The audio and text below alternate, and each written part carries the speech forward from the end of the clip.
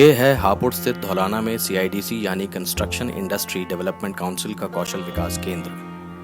और अपनी तकदीर बदलने के लिए कड़ी धूप में मशक्कत करते ये बच्चे, इन सब का सपना है। Good morning, good afternoon, or good night. Local time is right now.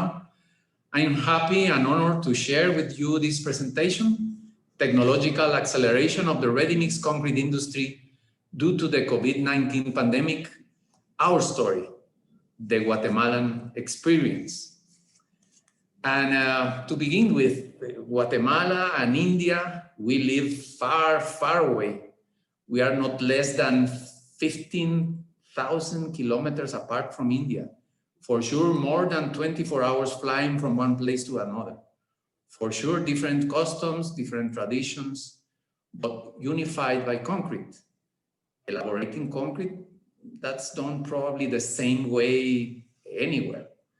So Central America is that tiny piece of land between North and South America, the Central American Isthmus. You could see here Mexico and Colombia, these little 6-7 nations that conform the Central American Isthmus is very, very small. And so tiny, so small that a storm, in this case, the latest storm, Iota, that hit us just 2 weeks ago and covered the entire Central American Isthmus. So that shows the magnitude in one hand, of the storm. The storms are big now these days, and also the size of our countries that are very small. And here's Guatemala, my country. So small compared to India, 17 million people and 108,000 square kilometers. That means that we are 30 times smaller in size. But it's a very shaky place because we are among 3 geological plates. You could see here the North American plate, the Caribbean plate, the Cocos plate. That means lots of quakes and earthquakes and lots of volcanoes, almost 40 volcanoes in that territory. At least 3 of them are active. So greetings to all from the beautiful Guatemala City, the capital of my country, Guatemala. Here we'll see a small introduction and background on the subject that we are talking about today. In the year 2020, everything was okay. Everything was going well. Everything in January, February of this year was good. But then, you know, disaster struck us everywhere.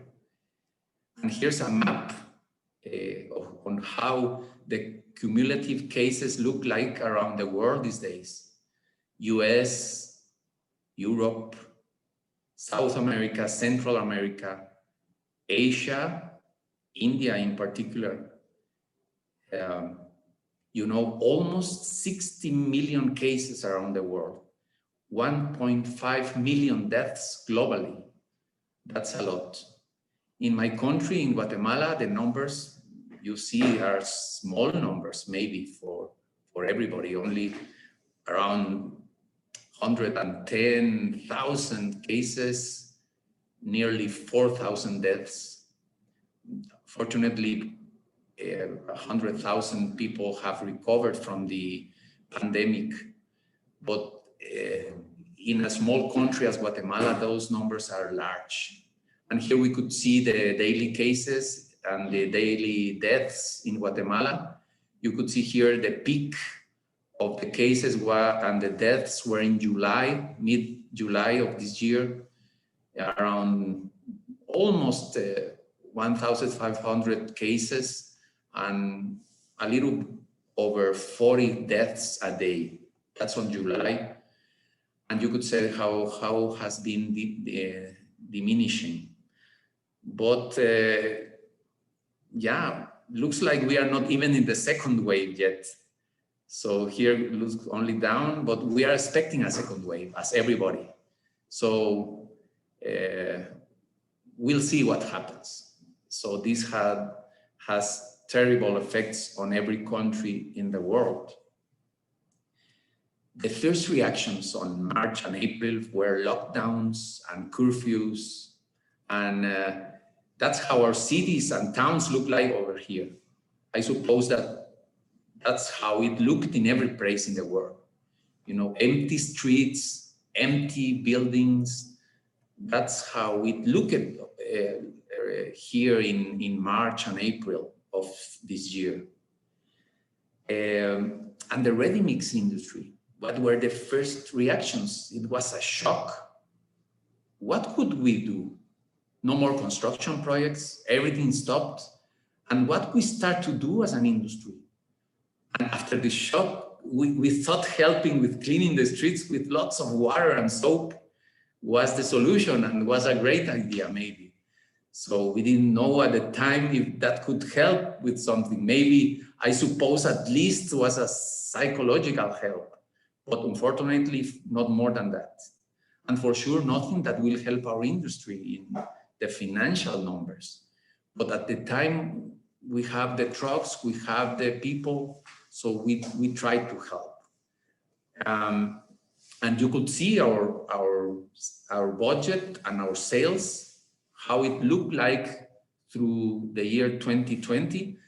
As I said before, it seemed like a great year. You know, here in January and February, we were over the sales budget, 111, 110%. So it looked great. But with the pandemic, you could see the numbers here, the worst months from March to July, being April, the worst of all the months here in sales on ready-mix concrete. Then from August up to date, everything seems to be rather normal, but the damage has been done already. So we estimate we'll close around 85% of the original budget. Maybe not as bad as we estimate on April, because we thought in April that maybe getting to 50% was a good number, but we are getting around 85%, not as bad. But the pandemic has hit us hard, as everybody. Interestingly enough, the cement industry seems to be recovering to the original estimation. The cement industry is getting around 100% of the budget. Could you imagine that? Well, let me tell you that our market here in Guatemala is a strong cement in bags market. We sell a lot of cement by the bag. So maybe that explains the recovery of the cement sales. Or in fact, maybe the cement never stopped to be sold during the pandemic. I think that's what happened. The small market continued to construct here in our cities and towns. But we have to take action. And the projects open again as early as May 2020, taking the proper precautions. Temperature measurements 3 or 4 times a day, a responsibility signature from every worker, health surveys daily, hand and shoe soles washing every hour or so.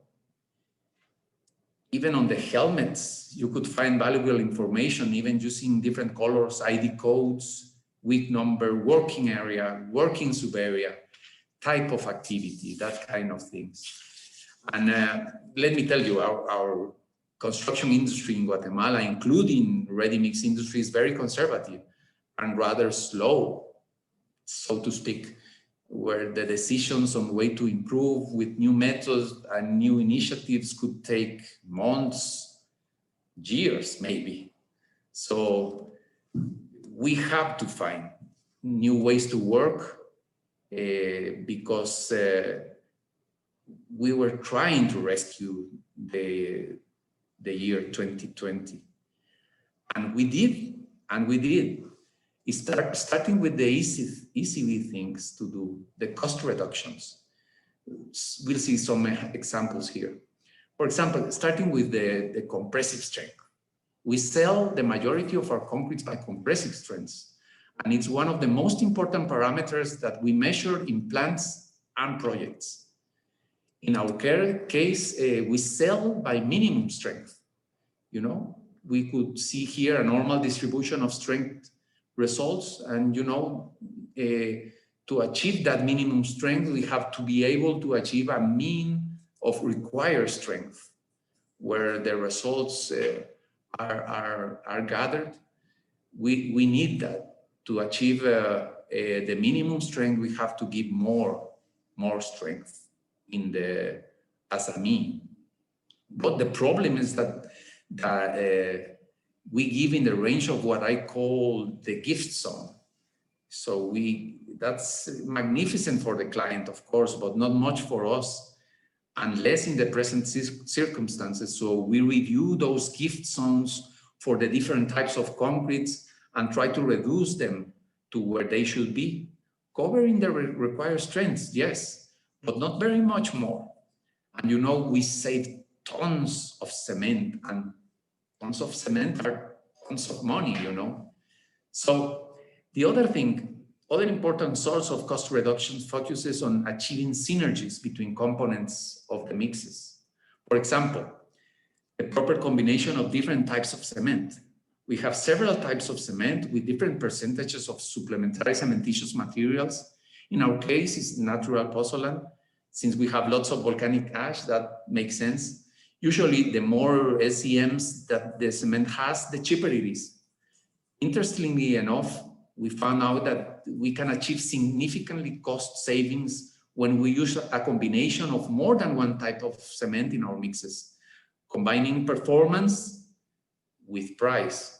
So we have to make trials on this, but it pays off, as well as with other components, such as the type of admixtures. The perfect combination could get you huge savings. At the end, these initiatives, such as monitor required strengths, synergy between components, such as the ones I tell you, combining different types of cement or admixtures, could help you to reduce costs. You have to invest in several trials, as I said, but they pay off, believe me. Until now, we have not speak of any technological advance or technical acceleration. But as I said before, our ready-mix industry in Guatemala is very conservative. We usually are not eager to try something new. And meaning by new, I mean new in our market, because probably something old or probably state of the practice in other places, but but not with us. They are not new for us. And probably we know about that new technology, but simply think that, nah, it's cool. It maybe solve some of our problems, but it's not for us, at least not now. And probably we even make some tests or trials with the technology, but no, until something huge like the COVID-19 pandemic occurs, then some of the technology that we thought advanced for us makes some sense, because we either reduce costs or continue operation maintaining social distancing. One of them, in our case, is the rheological control devices that goes into trucks as new components to check on hydraulic pressure, temperature, drum speed, flow valves, slump display for the driver, water and admixtures nozzles, and several features that measure and control slump on trucks, control mixing and automatic dosage of admixtures. For us, that was new. We knew about it, but we don't care to implement it until now. All of these features have direct influence on acceptance requirements on the project, proper workability, maintaining water-cement ratio and strength, reducing the coefficient of variation. That was very important to reduce the coefficient of variation because that permits to reduce the amount of cement in the mix and make it more economical. And optimizing mix design. The direct benefits on this are that you have more homogeneous concrete with no rejections, which means zero disputes with the clients on site, a task that consumes so much time and money. Also concrete stability and slump control. The mixing time is optimized also. The plant and in project dead time per truck is greatly reduced. So you don't have the trucks too much time waiting or losing money. All this mean money, $2.5 to $5 per cubic meter in savings. That's what these devices could save for you. And that's a lot of money. The other initiative is an example of what we are doing is estimating the strength of concrete by its maturity. In Guatemala, we measure strength by making specimens on site and then test them on the lab. But as you see, making and handling specimens on site can influence directly in poor strength results that are not in accordance to the placed concrete. By establishing a relationship, a correlation between strength and temperature of the concrete, you can finally estimate on real time, and that's the important phrase, real time, the strength of concrete in the element or structure. Here you could see some trials on this technology that we are implementing. Those are sensors and sensor cables, the reading device, that helped us to validate this technology. And among the benefits we have, prediction of the actual in-place strength of concrete is important, and the phrase in place is very important because you don't have that with specimens. Consistency on results. The results are collected in real time, another important phrase with this technology, real time, and the promotion of social distancing. And that is a direct consequence of the pandemic because really, we didn't care about that before. Are you kidding? We love social gatherings. We love social events. We are Latin Americans. We love that. We love to be close to each other. But we understand now we have to take care of this. And this methodology will help us maintain our distances. Also, we have direct cost savings compared with on-site quality and lab teams instead of having people on the job site. Accurate job site planning, so knowing when to remove forms, for example, and financial savings as a whole for early completion of projects. So that means also a lot of money. We are still determining the amount of the savings we'll have with this initiative. We are working on it. And finally, as conclusions of this presentation, we know COVID-19 caused very negative impacts on the construction industry and the ready-mix industry, that's for sure.